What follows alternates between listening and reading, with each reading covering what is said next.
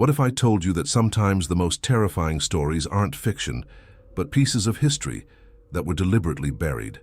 Today, I'm sharing with you one of the most chilling tales from post-Civil War Louisiana. A story so intense that it will make you question everything you thought you knew about justice and survival. If you're ready to dive into this dark chapter of American history, make sure to subscribe to our channel.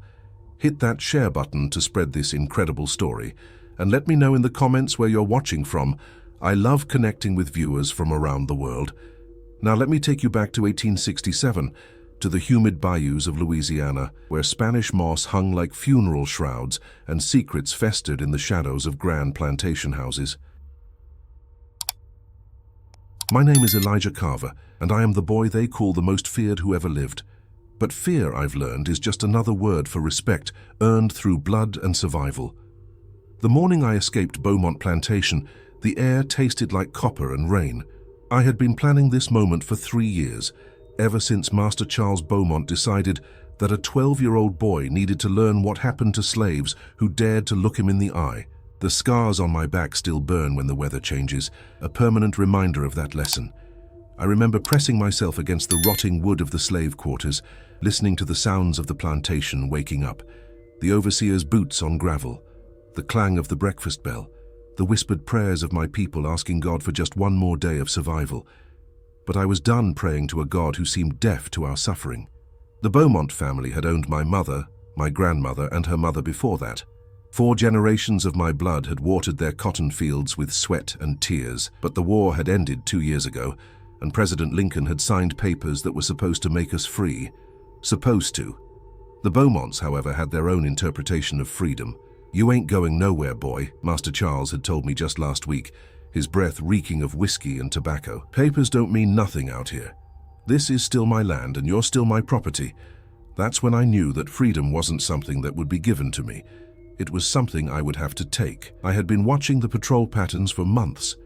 Every Tuesday and Friday, the overseer rode to town for supplies, leaving only the house servants and field hands. The dogs were kept in kennels near the main house, too far to catch my scent if I moved through the swamp. And I knew those swamps better than any white man ever would. My grandmother had taught me which plants would heal, which waters were safe to drink, and which paths would swallow a man whole if he didn't know the way. The moment came at dawn. I slipped from the quarters like smoke, carrying nothing but the clothes on my back and a small knife I had stolen from the kitchen months ago. Behind me I could hear little Sarah crying. She was only 6 and I was the closest thing to a big brother she had. Leaving her was the hardest thing I'd ever done, but I promised myself I would come back for her, for all of them. The swamp embraced me like a long-lost friend. Cypress trees rose from the dark water like ancient guardians, their roots creating a maze that only someone born to this land could navigate. I moved carefully, stepping on fallen logs and avoiding the soft mud that would leave tracks. Every sound made my heart race. The splash of an alligator, the cry of a bird, the rustle of something moving through the underbrush. By midday, I heard the dogs. Their baying echoed across the water, growing closer with each passing minute.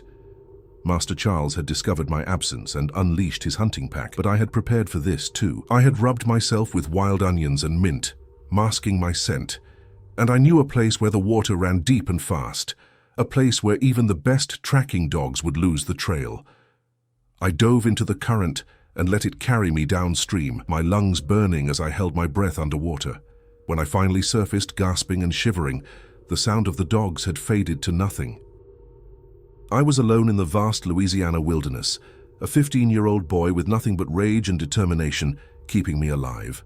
That first night, I made camp on a small island deep in the swamp. As I sat by a tiny fire, eating raw fish I had caught with my bare hands, I thought about the stories my grandmother used to tell, stories of our ancestors in Africa, warriors who never bowed to any master, stories of slaves who had fought back, who had chosen death over submission. "You got that fire in you, Elijah," she had whispered to me before she died. "Don't let them put it out. Don't let them break what makes you who you are." I touched the scars on my back and made a promise to her memory. The Beaumonts thought they had broken me, thought they had turned me into just another piece of property, but they had created something else entirely. They had forged a weapon in the fires of their cruelty, and now that weapon was free. Over the following weeks, I learned to survive in ways that would have terrified the boy I used to be. I caught snakes with my bare hands, learned which berries would nourish and which would kill, and discovered that the swamp was full of other runaways, men and women who had chosen the uncertain freedom of the wilderness over the guaranteed hell of continued slavery. They called our hidden community the Ghost Camp, and I quickly became its youngest member. There was Moses, a giant of a man who had escaped from a sugar plantation upriver. There was Rebecca, a house servant who had fled after her master's son tried to force himself on her. And there was old Tom, who had been running for so long that he couldn't remember his real name or where he had come from. From them I learned that the Beaumonts weren't the only plantation family still operating, as if the war had never ended. Throughout Louisiana, powerful white families were using intimidation, violence, and legal loopholes to keep their former slaves in bondage. The federal troops were spread too thin to enforce the new laws, and local sheriffs were often in the pockets of the plantation owners. "They think they can keep us down forever," Moses said one night as we sat around our hidden fire, "but they don't understand what they've created. Every beating, every humiliation, every family they tore apart, it's all building up like pressure in a steam engine, and when it finally explodes," he didn't need to finish the sentence. We all knew what he meant. As the months passed, word of our ghost camp spread through the underground network of former slaves. People would arrive in the dead of night, carrying stories of continued abuse and desperate pleas for help. And slowly, a plan began to form in my mind. A plan that would make the Beaumont family pay for every scar on my back, every tear my mother had shed, every prayer my grandmother had whispered into the darkness. The boy who had escaped that plantation was gone forever. In his place stood someone harder, someone who understood that justice wasn't something you asked for, it was something you took, and I was going to take everything the Beaumonts owed me, with interest. They had created their own worst nightmare, and his name was Elijah Carver. The rumors started 3 months after my escape, spreading through the slave quarters like wildfire in dry grass. They said I had been seen near the old tobacco barns at midnight. They said I could move through the swamp like a ghost, appearing and disappearing without a trace. They said I was coming back for the others. They were right. I had spent those months learning everything I could about the Beaumont operation from the other runaways in Ghost Camp. The family wasn't just continuing to hold former slaves illegally. They were expanding their operation, using debt peonage and sharecropping contracts, written in language that barely literate people couldn't understand. They would advance supplies and housing to former slaves, then charge such high interest that the debt could never be repaid. It was slavery with a different name, and it was perfectly legal under Louisiana law. But what made my blood boil was learning about the children. Sarah, the little girl I had left behind, was now working 16-hour days in the cotton fields. Her fingers were bleeding from picking cotton, and she had grown thin as a rail. There were others too, boys and girls, who should have been learning to read and write, instead breaking their backs to make the Beaumonts richer. "You can't go back there, boy," old Tom warned me when I announced my intentions. "They'll be watching for you. Charles Beaumont has put a bounty on your head. $50 for you alive, 25 dead. That's more money than most folks around here see in a year." But I wasn't the same terrified child who had fled into the swamp. I had grown taller, stronger, and infinitely more dangerous. Moses had taught me how to move silently through any terrain. Rebecca had shown me how to read people's faces, how to tell when someone was lying or afraid. And the swamp itself had taught me patience, the kind of patience that lets a predator wait for exactly the right moment to strike. My first target wasn't the Beaumont family directly. It was their overseer, a vicious man named Jake Morrison, who took pleasure in using his whip on anyone who moved too slowly or looked at him wrong. Morrison lived alone in a cabin on the edge of the plantation, and he had a weakness for corn whiskey that made him predictable. I watched him for a week, learning his routines. Every night he would drink himself into a stupor, then stumble to his cabin and pass out until dawn. On Thursday nights, he would ride into town to visit a woman who worked at the saloon, leaving his cabin unguarded for hours. That's when I struck. I slipped into his cabin like smoke, moving through the darkness with the confidence of someone who had learned to see in the dark. Morrison kept records of every punishment he had administered, every slave he had beaten, every child he had terrorized. But more importantly, he kept correspondence with other overseers throughout the region, letters that detailed the illegal practices being used to keep former slaves in bondage. I took everything. Every letter, every record, every piece of evidence that could expose what the Beaumonts were really doing. But I left something behind too, a message carved into Morrison's wooden table with my knife. The ghost is watching, EC. When Morrison discovered the break-in the next morning, his screams could be heard across the plantation. He knew exactly who had been there, and the fear in his voice when he reported to Master Charles was music to my ears. I was hidden in the cypress trees near the main house, close enough to hear every word. "He was in my cabin, Mr. Beaumont," Morrison stammered. "Took all the papers, all the correspondence. He knows everything." "Impossible," Charles Beaumont snarled. "That boy is dead, probably got eaten by gators months ago." "Then explain this," Morrison said, and I could see him showing the carved message to his master. The silence that followed was delicious. I could practically taste Charles Beaumont's fear from my hiding spot. He was beginning to understand that the boy he had tortured and brutalized had grown into something far more dangerous than he had ever imagined. But my real target that night wasn't the overseer's cabin. It was the slave quarters where my people were still living in fear and desperation. I waited until the plantation was asleep, then made my way to the familiar wooden buildings where I had spent the first 15 years of my life. Sarah was in the same corner where I had left her, but she was no longer the chubby-cheeked little girl I remembered. Her arms were stick-thin, her eyes hollow with exhaustion. When she saw me emerge from the shadows, she nearly cried out in shock. "Elijah," she whispered, "is that really you?" I put my finger to my lips and knelt beside her. "I told you I'd come back for you." The other slaves began to wake up, and soon I was surrounded by familiar faces, people who had known me since birth, who had watched me grow up under the Beaumonts' cruelty. But they looked at me differently now. There was fear in their eyes, but also something else. Hope. "You can't be here," whispered Martha, an older woman who had helped raise me after my mother died. "They got dogs. They got guns. They'll kill you if they catch you." "Let them try," I said quietly. "But I'm not here to get caught. I'm here to offer you a choice." I told them about Ghost Camp, about the community of free people living in the swamp. I told them about the underground railroad routes that could take them north to places where the federal government was actually enforcing the emancipation laws, and I told them about the evidence I had gathered, evidence that could bring down the Beaumont operation once and for all. "But we can't just leave," said Samuel, a man who had worked the fields for 30 years. "They'll come after us, they'll hunt us down like animals." "They're already treating you like animals," I replied. "The only difference is that now you have a choice to fight back." I spent 2 hours in those quarters, talking to people who had given up hope years ago. Some were too afraid to leave, too broken by decades of abuse to believe that freedom was possible.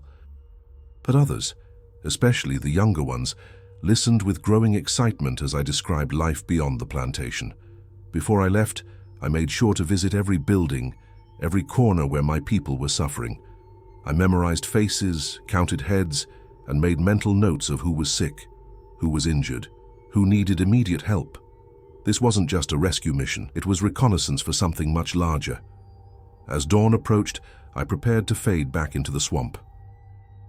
But before I left, I had one more message to deliver. I made my way to the main house where the Beaumont family slept in comfort, built on the backs of stolen labor. The house was a monument to their wealth and power. White columns, wraparound porches, and windows that gleamed like eyes in the moonlight. I had cleaned those windows as a child, scrubbed those floors on my hands and knees, and been beaten in the basement for the smallest infractions. I climbed to the second floor, moving like a shadow through the hallways I knew by heart. Charles Beaumont's bedroom door was slightly ajar, and I could hear him snoring inside.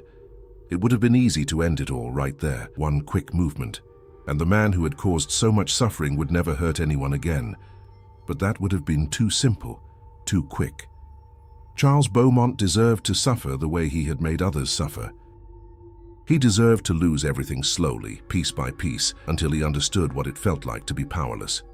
Instead, I left another message.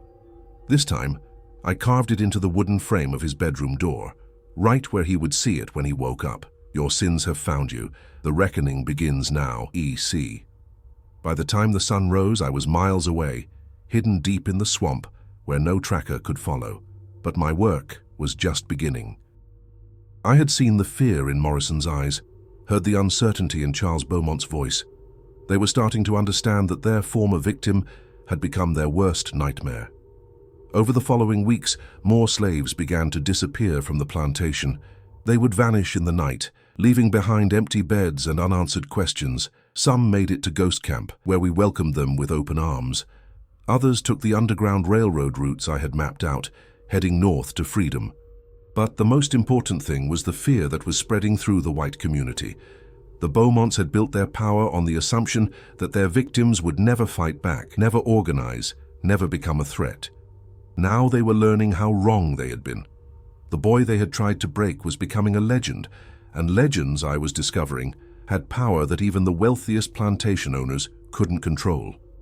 The documents I had stolen from Morrison's cabin were more damning than I had ever imagined. Hidden in my makeshift shelter deep in the swamp, I spent days reading through correspondence that revealed a network of corruption stretching across 3 parishes. But it was a leather-bound ledger, tucked away in Morrison's personal effects, that made my blood run cold. The ledger contained 3 generations of Beaumont family records, dating back to 1823, when Charles's grandfather, Henri Beaumont, had first established the plantation. Page after page detailed not just the buying and selling of human beings, but something far worse: systematic breeding programs, medical experiments, and punishments that went far beyond anything I had experienced.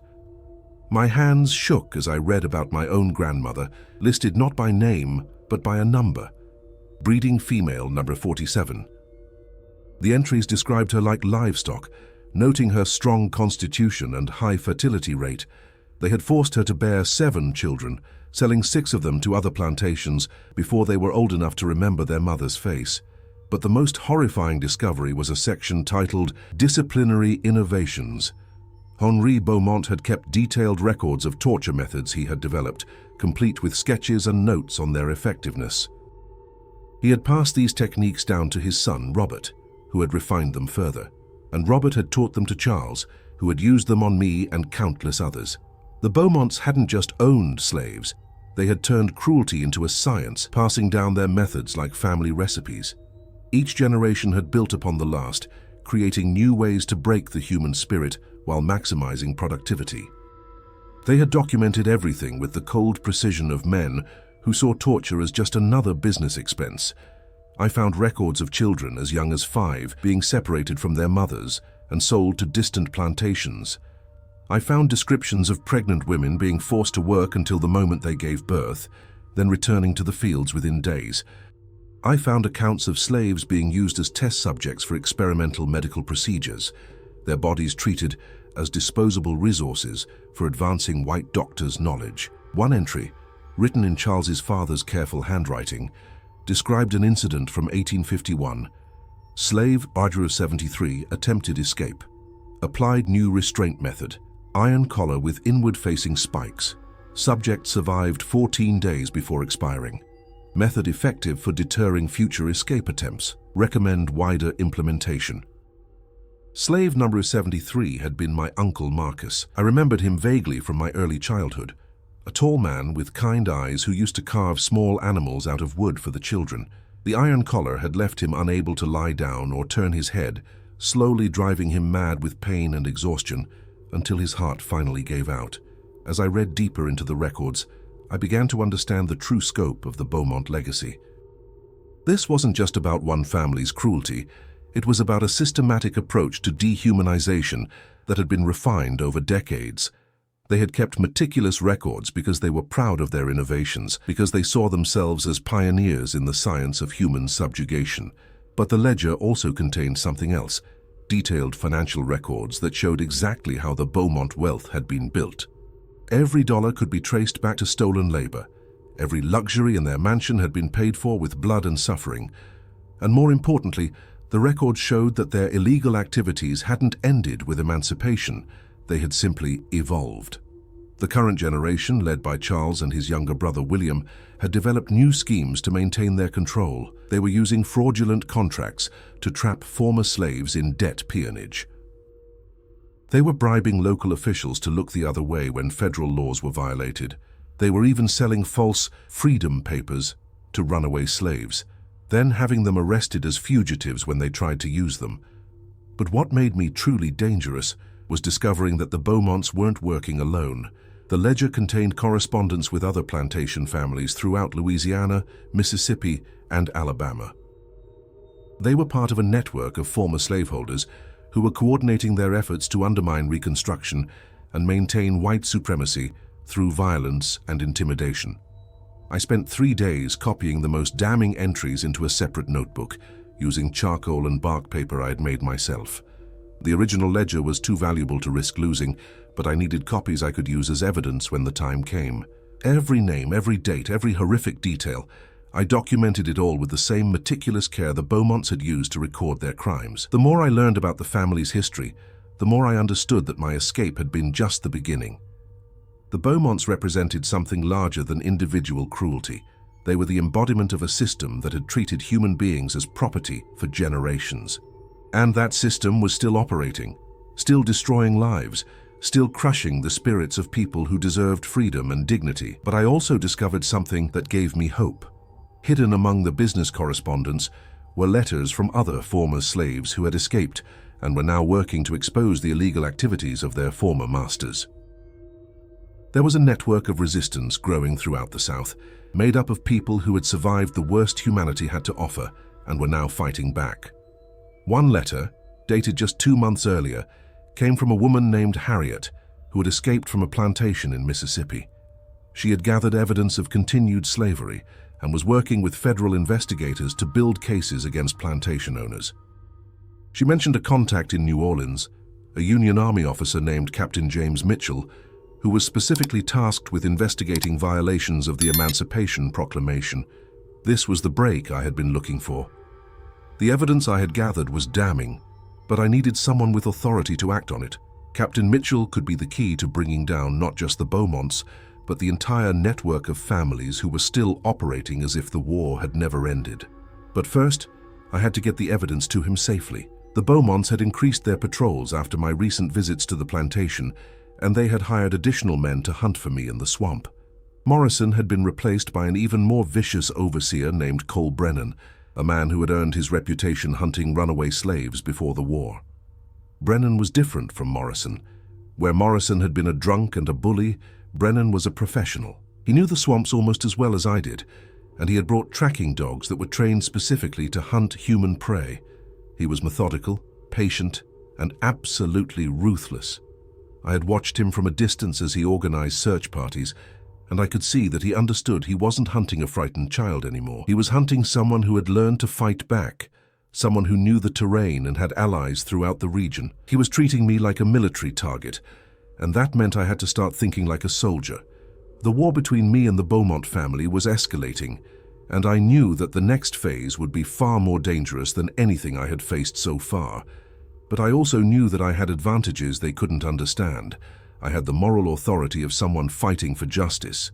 I had the support of people who had suffered under their cruelty. And most importantly, I had evidence that could destroy them completely. As I prepared to make contact with Captain Mitchell, I thought about my grandmother's words, "You got that fire in you, Elijah. Don't let them put it out."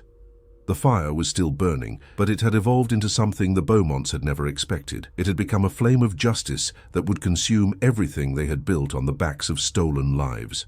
The boy they had tried to break was about to become their judge, jury, and executioner, and the evidence I carried would be the weapon that brought down 3 generations of carefully constructed evil. The reckoning was coming, and this time, there would be no escape for the Beaumont family. Cole Brennan arrived at Beaumont Plantation on a Tuesday morning, bringing with him 6 men and a pack of bloodhounds that had been trained to hunt human beings. I watched from my hiding place in the cypress trees as he surveyed the property with the cold efficiency of a military commander. This wasn't going to be like the bumbling searches Morrison had organized. Brennan was a professional manhunter, and he had come to finish what the Beaumonts had started. "Your boy has been playing games," I heard him tell Charles Beaumont as they stood on the plantation house porch. "But games end when the professionals arrive. I've tracked down over 40 runaways in the past 5 years, and I've never failed to bring one back. Dead or alive, your ghost is going to be in chains by the end of the week. Charles Beaumont nodded eagerly, his face flushed with anticipation. "I want him alive, Brennan. I want him to suffer for what he's done. I want every slave in Louisiana to see what happens when they get ideas above their station." "Suffering can be arranged," Brennan replied with a smile that made my skin crawl. "But first we have to catch him, and that means thinking like he thinks, moving like he moves. This boy has been living in the swamp for months. He knows every path, every hiding place, every way in and out. But he's also gotten comfortable, maybe even careless. That's when we strike." I had been watching the plantation for 3 days, waiting for the right moment to make contact with the remaining slaves and gather more intelligence about the Beaumont operation. But Brennan's arrival changed everything. I could see that he was already studying the terrain, mapping out search patterns, and positioning his men to cut off escape routes I had been using for months. The dogs were the biggest threat. These weren't ordinary hunting hounds. They were massive, scarred beasts that had been trained to track and attack human prey. Brennan kept them on short leashes, but I could see the hunger in their eyes. They had been bred for one purpose: to hunt down runaway slaves and tear them apart if necessary. But I had learned a few things about survival that Brennan didn't expect. The swamp had taught me patience, but it had also taught me how to use the environment as a weapon. Every alligator, every patch of quicksand, every poisonous snake was a potential ally in the war I was fighting. My first move was to eliminate Brennan's advantage in numbers. 6 men might seem overwhelming, but they were strangers to this terrain. They didn't know which logs would support their weight, which waters were safe to cross, or which paths led to dead ends. I had grown up in these swamps, and I knew every secret they held. I started by laying false trails. Using techniques Moses had taught me, I created scent paths that would lead the dogs in circles, wasting time and exhausting both the animals and their handlers. I rubbed tree bark with my clothing, left footprints in strategic locations, and even used animal blood to create false scent markers that would confuse the tracking dogs. The first search party ventured into the swamp on Wednesday morning. I watched from a distance as Brennan's men struggled through the thick underbrush, their city clothes and heavy boots making them clumsy and loud. The dogs picked up one of my false trails immediately, leading the group deeper into a section of swamp where the water was waist deep and the mud would suck a man's boots clean off his feet. By noon, they were exhausted, frustrated, and completely lost. I could hear them arguing among themselves, their voices carrying across the water as they tried to figure out which direction would lead them back to solid ground. One of the men had already been bitten by a water moccasin, and another had fallen into a patch of quicksand that had taken 3 men to pull him out. But Brennan wasn't discouraged. If anything, the difficulties seemed to energize him. "The boy is playing with us," he told his men as they made camp that evening. "He's trying to wear us down, make us give up, but that just proves he's still here, still watching. Tomorrow, we change tactics." That night, I made my move. While Brennan's men slept in their makeshift camp, I crept close enough to hear their conversations and gather intelligence about their plans. But more importantly, I had an opportunity to send them a message they wouldn't forget. I slipped into their camp like a ghost, moving between the sleeping men with the silence I had learned from months of hunting in the swamp. Their supplies were stacked carelessly near the dying fire: food, ammunition, and most importantly, their maps and tracking equipment. I took what I needed and destroyed the rest. Their compass went into the deepest part of the swamp, where it would never be found. Their maps I tore into pieces and scattered to the wind. Their food supplies I contaminated with swamp water that would make them violently ill within hours. But the message I left was the most important part. Using my knife, I carved words into a tree that stood directly in the center of their camp. "You are the hunted now. Leave or join your prey in the mud. E.C." When Brennan's men woke up the next morning, the fear in their voices was unmistakable. They had come into the swamp thinking they were hunting a frightened boy, but they were beginning to understand that they were facing something far more dangerous. The predator had become the prey, and the roles had been reversed completely. "He was here," one of the men whispered, his voice shaking. "He was right here while we slept. He could have killed us all." "But he didn't," Brennan replied, though I could hear the uncertainty in his voice. "He's playing psychological games, trying to break our nerve. It won't work." But it was working. Over the next 2 days, I picked off Brennan's men one by one, not killing them, but removing them from the hunt in ways that would send a clear message to anyone else who might consider coming after me. The first man I caught alone was named Peters, a thin, nervous tracker who had been bragging about all the runaways he had captured. I waited until he separated from the group to relieve himself, then struck from behind with a blow that knocked him unconscious. When he woke up, he was tied to a tree deep in the swamp, surrounded by alligators and with a note pinned to his chest. "Tell your friends that mercy has limits." The second man, a burly enforcer named Jackson, I led into a section of swamp where the ground was unstable. A carefully placed rope trap sent him tumbling into a pit I had dug and camouflaged weeks earlier. He wasn't seriously injured, but he was trapped until his companions found him hours later, covered in mud and humiliated beyond measure. By Friday, Brennan was down to 3 men, and the remaining hunters were jumping at shadows. They had come into the swamp with confidence and superior numbers, but they were leaving with their tails between their legs and stories that would spread throughout the region. But the most important victory wasn't the fear I had instilled in Brennan's men. It was the intelligence I had gathered about the Beaumont operation. While they were stumbling around the swamp looking for me, I had been watching the plantation, documenting their illegal activities, and making contact with slaves who were ready to testify against their former masters. I had also made contact with Captain Mitchell through an intermediary, a free black man named Samuel, who worked as a blacksmith in New Orleans and had connections with federal investigators. The evidence I had gathered was now in the hands of someone who could act on it, and the wheels of justice were finally beginning to turn. The hunt that was supposed to end with my capture had become something entirely different. It had become a demonstration of power, proof that the Beaumont family was no longer untouchable, that their reign of terror was coming to an end. As Brennan and his remaining men retreated from the swamp, I knew that the next phase of my war against the Beaumonts would be even more dangerous. They would bring more men, better equipment, and deadlier tactics, but they would also be facing an enemy who had learned to use their own methods against them. The boy they had tried to break had become a force of nature, and nature, I had learned, always finds a way to reclaim what has been stolen from it. The letter from Captain Mitchell arrived through Samuel the blacksmith on a rain-soaked Monday morning. Hidden in a hollowed-out piece of iron that looked like scrap metal, the message was brief but electrifying. Evidence received, investigation authorized, need witnesses, federal protection available, time to act. I had been waiting for this moment for months, but now that it was here, the weight of responsibility felt crushing. The evidence I had gathered could destroy the Beaumont family and their network of collaborators, but only if I could convince other survivors to come forward and testify, and that meant asking people who had already suffered unimaginable trauma to relive their worst memories in front of white officials who might not believe them. The first person I approached was Martha, the woman who had helped raise me after my mother died. I found her working in the plantation kitchen, her hands scarred from years of burns and cuts, her back bent from decades of labor. When she saw me emerge from the shadows of the storage room, her face went white with terror. "Elijah, you can't be here," she whispered, glancing nervously toward the main house. "They got new men watching everything. They'll kill you if they catch you." "I'm not here to hide anymore, Martha," I said quietly. "I'm here to end this, all of it, but I need your help." I told her about Captain Mitchell, about the federal investigation, about the possibility of finally bringing the Beaumonts to justice. But I could see the fear in her eyes, the same fear that had kept our people silent for generations.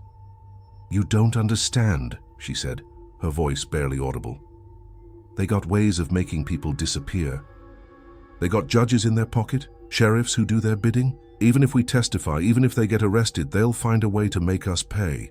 "Not this time," I insisted. "This is different. The federal government is involved now. They have the power to protect witnesses, to make sure justice is served." But Martha wasn't convinced, and I couldn't blame her. She had lived through decades of broken promises, false hopes, and brutal retaliation against anyone who dared to speak out. The idea that white officials would actually listen to black testimony, much less act on it, seemed impossible to her. It took me 3 visits over the course of a week to finally convince her to meet with Captain Mitchell. And even then, she only agreed because I promised to be there with her, to make sure she wasn't walking into a trap. The meeting was arranged for the following Sunday at an abandoned church deep in the swamp, a place where runaway slaves had once gathered to worship in secret. Captain Mitchell arrived with 2 other federal officers, all of them armed, but trying to appear non-threatening. He was younger than I had expected, maybe 30 years old, with the kind of earnest face that suggested he actually believed in the cause he was fighting for. "Mrs. Martha," he said, removing his hat as she approached, "thank you for agreeing to speak with us. I know this takes tremendous courage." Martha looked at me uncertainly, then back at the captain. "Elijah says you can protect us, says you can make them pay for what they've done." "That's exactly what we intend to do," Mitchell replied, "but we need your testimony to make it happen. We need you to tell us what you've seen, what you've experienced. Every detail matters." What followed was the most difficult conversation I had ever witnessed. Martha, speaking in a voice that shook with emotion, described decades of abuse that went far beyond anything I had experienced. She told them about children being sold away from their mothers, about women being raped by their masters, about men being worked to death in the fields. She described punishments that were designed not just to inflict pain, but to break the human spirit completely. But the most damning testimony came when she described the current situation, the illegal contracts, the debt peonage, the continued use of violence to keep former slaves in line. She had witnessed Charles Beaumont personally beating a man who had tried to leave the plantation, and she had seen the forged documents that were being used to trap people in permanent servitude. "They think the war didn't change nothing," she said, tears streaming down her face. "They think they can keep treating us like animals, like we ain't human beings with rights and feelings. But we are human. We got souls, we got families, we got dreams just like anybody else." Captain Mitchell took careful notes throughout her testimony, asking clarifying questions and requesting specific dates and names whenever possible. I could see that he was genuinely moved by what he was hearing, but more importantly, I could see that he believed her. This wasn't just another bureaucrat going through the motions. This was someone who understood the gravity of what we were revealing. Over the following weeks, I brought more witnesses to meet with Captain Mitchell. There was Samuel, who had been forced to work in the sugar mill despite losing 2 fingers in an accident. There was Rebecca, who had been sexually assaulted by William Beaumont and then beaten when she tried to report it. There was old Tom, who had witnessed the murder of a slave who had tried to escape in 1863, 2 years after the Emancipation Proclamation had supposedly freed him. Each testimony added another layer to the case against the Beaumont family. But more importantly, each witness who came forward inspired others to find their courage. Word spread through the underground network of former slaves that someone was finally listening, that there might actually be consequences for the people who had caused so much suffering. The breakthrough came when we made contact with James, a former house servant who had worked directly for the Beaumont family for over 20 years. He had been present during family meetings where illegal activities were planned, and he had overheard conversations that directly implicated Charles and William Beaumont in ongoing crimes. "They never thought I was listening," James told Captain Mitchell during his testimony. "To them I was just furniture, just another piece of property that happened to have ears. But I heard everything. I know about the bribes they paid to local officials. I know about the contracts they forged. I know about the people they had killed to keep them quiet." James's testimony was the final piece of evidence Captain Mitchell needed to move forward with arrests. But he also brought disturbing news about the scope of the conspiracy we were fighting. "This isn't just about the Beaumonts," he told me after James's testimony. "They're part of a network that stretches across the entire South. Former Confederate officers, plantation owners, local politicians, they're all working together to undermine Reconstruction and maintain white supremacy through violence and intimidation." "How many families are involved?" I asked. "Dozens, maybe hundreds. The Beaumonts are just one piece of a much larger puzzle, but they're also one of the most visible pieces. And if we can bring them down, it will send a message to the others that the federal government is serious about enforcing the law." As we prepared for the arrests, I felt a mixture of anticipation and dread. The Beaumont family had seemed untouchable for so long that it was hard to believe they could actually be held accountable for their crimes. But I also knew that they wouldn't go down without a fight, and that fight could put everyone who had testified against them in serious danger. The night before the arrests were scheduled to take place, I made one final visit to the plantation. Not to gather evidence or rescue anyone, but to say goodbye to the place that had shaped me into who I had become. The slave quarters where I had grown up, the fields where my people had suffered, the main house where the Beaumont family had planned their cruelties. All of it would soon be part of a federal investigation that would expose their crimes to the world. As I stood in the shadows of the cypress trees, looking at the plantation that had been my prison for the first 15 years of my life, I thought about all the people who had died without ever seeing justice. My mother, my grandmother, my Uncle Marcus. They had all suffered and died believing that their oppressors would never be held accountable. But tomorrow, that would change. Tomorrow, the voices of the dead would finally be heard, and the living would see that justice, however delayed, was still possible. The boy who had escaped into the swamp was about to become the man who brought down an empire built on human suffering. And the reckoning that had been generations in the making was finally at hand. The federal agents arrived at dawn on a Tuesday morning, their blue uniforms cutting through the Louisiana mist like harbingers of justice. I watched from my hiding place in the cypress trees as Captain Mitchell led a force of 20 soldiers toward the Beaumont plantation house, their rifles gleaming in the early sunlight. After months of planning and gathering evidence, the moment of reckoning had finally arrived. Charles Beaumont was eating breakfast on his veranda when the soldiers surrounded the house. I could see his face clearly through my spyglass, the same arrogant expression he had worn when he beat me as a child, the same cold eyes that had looked at human beings as property. But as Captain Mitchell approached with an arrest warrant in his hand, that arrogance began to crack. "Charles Beaumont," Mitchell announced in a voice that carried across the plantation grounds, "you are under arrest for violations of the 13th and 14th Amendments to the Constitution, conspiracy to commit kidnapping, fraud, and the illegal detention of United States citizens." The color drained from Beaumont's face as the charges were read. He had built his entire life on the assumption that he was above the law, that his wealth and connections would protect him from any consequences. Now he was learning that the federal government had power that even his money couldn't buy. "This is outrageous," he sputtered, rising from his chair. "I am a respected member of this community. I have rights. You can't just—" "You have the right to remain silent," Mitchell interrupted. "I suggest you use it." As the soldiers placed Charles Beaumont in shackles, I felt a surge of emotion that I hadn't expected. This was the man who had scarred my back, who had sold my friends, who had treated me like an animal for the first 15 years of my life. Seeing him in chains, seeing the fear in his eyes, should have felt like pure triumph. Instead, I felt something more complex, a mixture of satisfaction and sadness, justice and emptiness. The arrest of William Beaumont was even more dramatic. Charles's younger brother had always been the more violent of the two, the one who took personal pleasure in inflicting pain. When the soldiers came for him, he was in the stables, beating a young boy who had supposedly let one of the horses get loose. "Step away from the child," Captain Mitchell ordered, his hand on his pistol. William Beaumont turned with a snarl, his whip still raised. "This is my property and that's my slave. You have no authority here." "That child is a free citizen of the United States," Mitchell replied, "and you are under arrest for assault, illegal detention, and conspiracy to violate federal law." William made the mistake of trying to use his whip on the federal officer. Mitchell drew his pistol and fired a warning shot into the air, and suddenly William found himself surrounded by 20 rifles pointed directly at his chest. The whip fell from his hand as he realized that his reign of terror was over.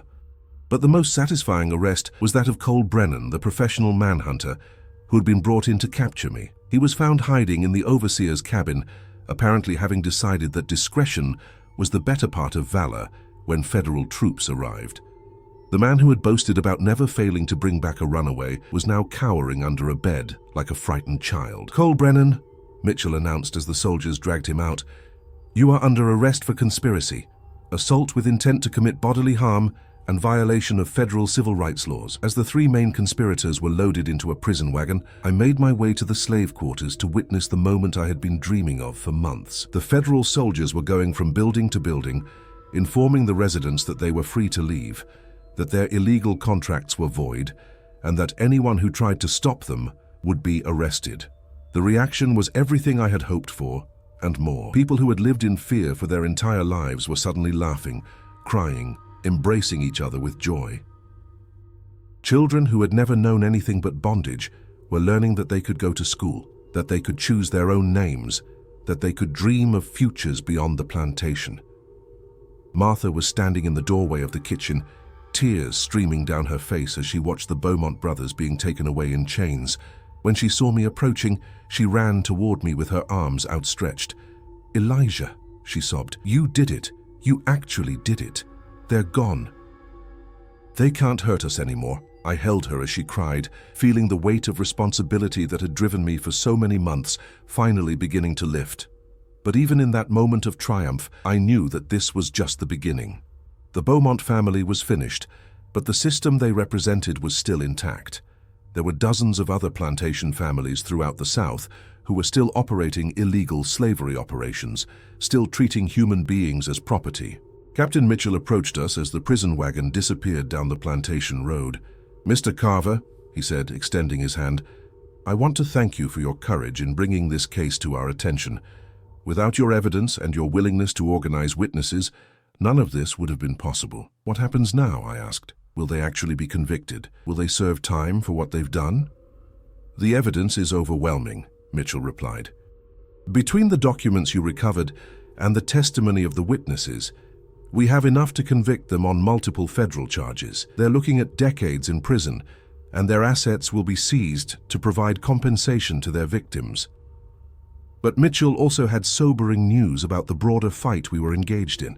The Beaumont case is just one of many we're investigating throughout the region. The resistance to Reconstruction is more organized than we initially realized.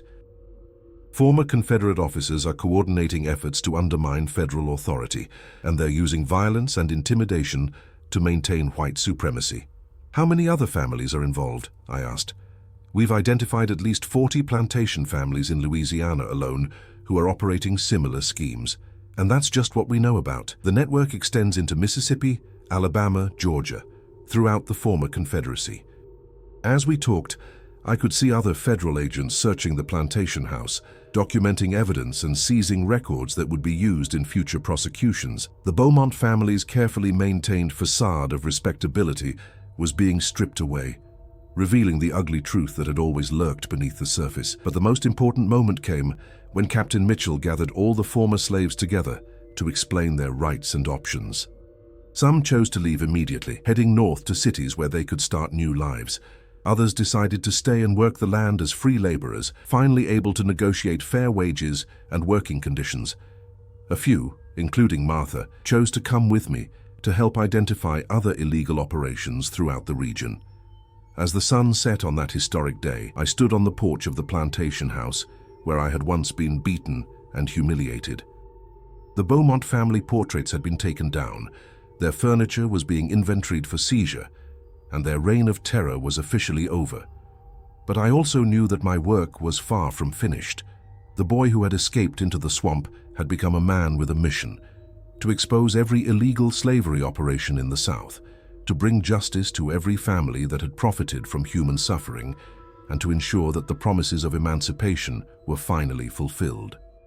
The Beaumont plantation was silent for the first time in decades, its fields empty of forced labor, its quarters no longer echoing with the sounds of suffering. But across the South, there were still people living in bondage, still families profiting from stolen labor, still children growing up without hope of freedom. The reckoning had begun, but it was far from over, and I intended to see it through to the end, no matter how long it took or how dangerous it became.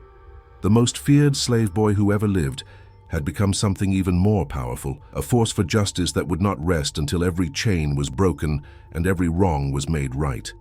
5 years have passed since the Beaumont plantation fell silent, and I am writing these words from a small office in Washington, D.C., where I now work with the Freedmen's Bureau to investigate illegal slavery operations throughout the South. The boy who once hid in the Louisiana swamps has become a man whose testimony has helped convict over 200 former slaveholders and their collaborators.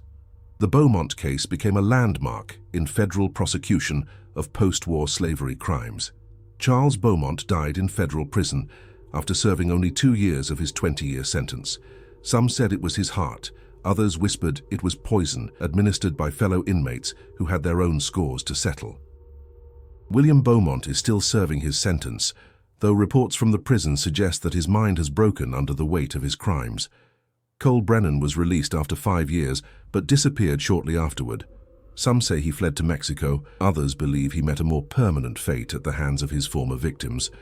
But the real victory wasn't in the punishment of individual criminals, it was in the systematic dismantling of the network they represented. The evidence we gathered from the Beaumont plantation led to investigations across 7 states, resulting in the liberation of over 3,000 people who were being held in illegal bondage.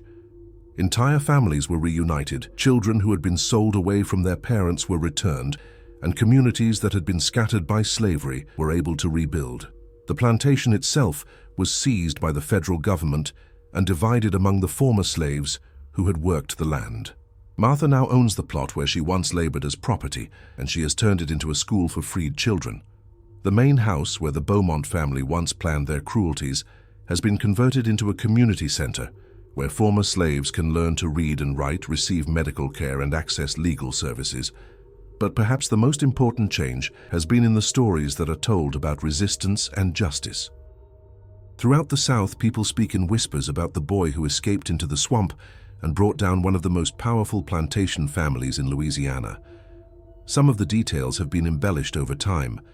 They say I could disappear into thin air, that I could speak to the animals of the swamp, that I was protected by the spirits of all the slaves who had died seeking freedom. I don't mind the embellishments. Legends have power that facts sometimes lack, and if the story of Elijah Carver can inspire other people to fight back against injustice, then I'm proud to be part of that mythology. Children who have never known slavery learn about the boy who refused to accept his chains, and they grow up believing that resistance is possible, that justice can prevail, that even the most powerful oppressors can be brought down by courage and determination. The work continues, though it has evolved as the South has changed. The crude illegal slavery operations of the immediate post-war period have largely been eliminated, but they have been replaced by more sophisticated forms of oppression, sharecropping systems designed to trap families in permanent debt, legal codes that criminalize normal behavior when practiced by black citizens, and vigilante groups that use terror to maintain white supremacy. Each new challenge requires new strategies, new alliances, and new forms of resistance. I have learned to work within the legal system, using federal courts and constitutional amendments to fight battles that once could only be won with violence. But I have also learned that the law is only as strong as the people who are willing to enforce it, and that justice requires constant vigilance from those who have the most to lose. The scars on my back have faded over the years, but they serve as a permanent reminder of where I came from and why the work matters. Every morning when I dress for another day of investigations and testimony, I run my fingers over those raised lines and remember the boy who once thought that suffering was his permanent fate. That boy could never have imagined that he would one day sit in federal courtrooms, cross-examining former plantation owners and helping to write the laws that would protect future generations from the horrors he had experienced. The most rewarding part of my work now is mentoring other young people who have survived trauma and want to fight for justice. They come to my office with stories that echo my own, tales of abuse, exploitation, and systematic dehumanization. But they also come with something that I recognize from my own journey, an unbreakable determination to ensure that others don't suffer as they have suffered. Last month, I received a letter from a young woman named Sarah, the same Sarah I had left behind in the slave quarters all those years ago. She is now 21 years old, married to a man who treats her with respect and love, and the mother of 2 children who will grow up free. She has learned to read and write, and she is teaching other former slaves in her community. Her letter was simple but profound. Thank you for coming back for us, Elijah. Thank you for showing us that we were worth saving. That letter sits framed on my desk next to a photograph of the old Beaumont plantation as it looks today. Fields full of crops grown by free laborers, children playing where once there were only chains, and the main house transformed into a symbol of hope rather than oppression. It reminds me every day that individual acts of courage can create ripples that spread far beyond what we can imagine, but I also keep reminders of the work that still needs to be done. Reports cross my desk daily about lynchings in Mississippi, about black families being driven from their land in Alabama, about children being denied education in Georgia. The legal framework for equality exists now, but the cultural and economic systems that supported slavery have proven remarkably adaptable. They evolve, they find new forms, they persist in ways that require constant vigilance and resistance. The boy they once called the most feared who ever lived has become a man whose greatest fear is that future generations will forget the lessons of our struggle, that they will take their freedom for granted, that they will believe that justice is automatic rather than something that must be fought for and defended every single day. That's why I'm writing this account, not to glorify violence or revenge, but to document the truth about what resistance looks like when people have no other options. The Beaumont family represented a system that treated human beings as property, that built wealth on stolen labor, that used violence and terror to maintain power. That system didn't end because of good intentions or gradual reform. It ended because people like me, like Martha, like all the witnesses who found the courage to testify, decided that enough was enough. The legend of Elijah Carver has taken on a life of its own throughout the South. Parents tell their children about the boy who escaped into the swamp and brought down his oppressors.